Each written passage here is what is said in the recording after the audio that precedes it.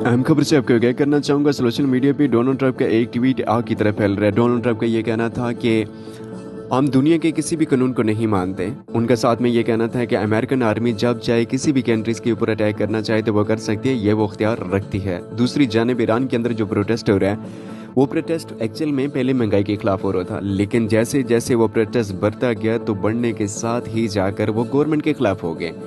याद रहे कि उन लोगों ने इस जनरल सलमानी जो अब इस दुनिया में नहीं है, उनके मुजस्समे तक के भी गिराया गया, इवन के ईरान का फ्लैग तक भी फाड़ा गया।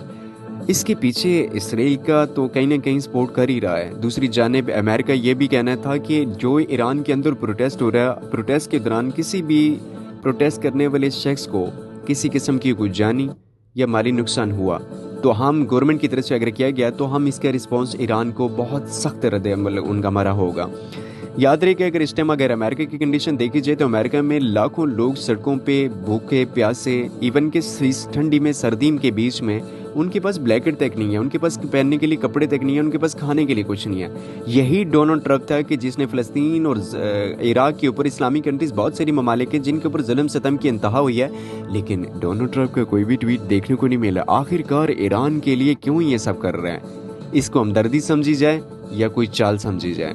याद रहे कि ईरान के ऊपर जब अटैक किया गया था इसराइल की तरफ से, उसमें तो इनको मुंह की खानी पड़ी, लेकिन जब कोई चारा न बना अब इन्होंने ये फिल्म करना स्टार्ट कर दी है। तो मेरा मैसेज यही है कि डोनाल्ड ट्रंप को जितने भी मुस्लिम हैं, चाहे वो ईरान के हों, पाकिस्तान के हो या दीगर जितनी भी इस्लामी कंट्रीज़ के हैं, सदर सद्दाम हुसैन, जनरल कज़ाफ़ी ने ये कहा था कि आइए हम सब मुसलमान एक होकर चलते हैं, वरना बिलीव कीजिएगा कि 1 बाई 1 करके सारे मारे जाएंगे। इस टाइम फ़लस्तीन, गज़ा, बर्मा, तो कितने ऐसे इस्लामी कंट्रीज़ हैं जिनके ऊपर जुल्म सितम की इंतहा की जा रही है।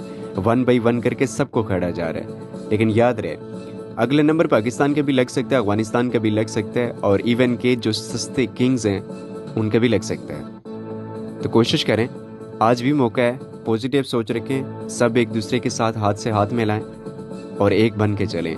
अब बिलीव कीजिएगा कि जितना भी अमेरिका हो, इसराइल हो या दीगर जितनी भी नॉन मुस्लिम कंट्रीज़ हैं, ये किसी को धमकी देना तो दूर की बात है, हमारी इस्लामी कंट्रीज़ के बारे में पूरा सोच भी नहीं सकेंगे। लेकिन जब तक हमारे दिलों के अंदर से मुनाफिकत, ये शिया सुन्नी की जंग ख़त्म नहीं होगी तो दिस इज़ नॉट इम्पॉसिबल कि हमारी कंट्रीज़ किसी भी इस्लामी कंट्रीज़ के ऊपर अमन या फिर सुकून या फिर कंट्री सक्सेसफुल बन सकती है। ऐसे बिल्कुल भी नहीं हो सकेगा। इसको बनाने के लिए एक होकर चलना पड़ेगा, तभी जाके हालात भी बेहतर हो जाएंगे, खुशहाल भी रहेंगे, कंट्रीज़ भी मेंटेन रहेगा, ग्रो भी करेगा, सब चीज़ें बेहतर हो जाएंगी। लेकिन जब तक हमारे यहाँ ये शिया सुन्नी के नारे लगाए जाएंगे, तब तक इसी तरीके से जुल्म सितम की इंतहा बढ़ती रह जाएगी। दुआ गो हूँ कि अल्लाह ताला तमाम मुसलमानों को हिदायत दे, दीन पे चलने की तौफीक अता फरमाए, और तमाम मुसलमानों को अल्लाह ताला एक ही रास्ते पे चलने की तौफीक अता फरमाए। आमीन सुम्मा आमीन। मज़ीद ऐसे अपडेट जाने के लिए चैनल को like subscribe bell icon click करना मत भूलें, ताकि टाइम टू टाइम ऐसी वीडियोज़ की नोटिफिकेशन बर वक्त आप तक पहुंचती रहे। ताउन के लिए बहुत शुक्रिया। मिलते हैं नेक्स्ट टाइम। अल्लाह हाफिज़।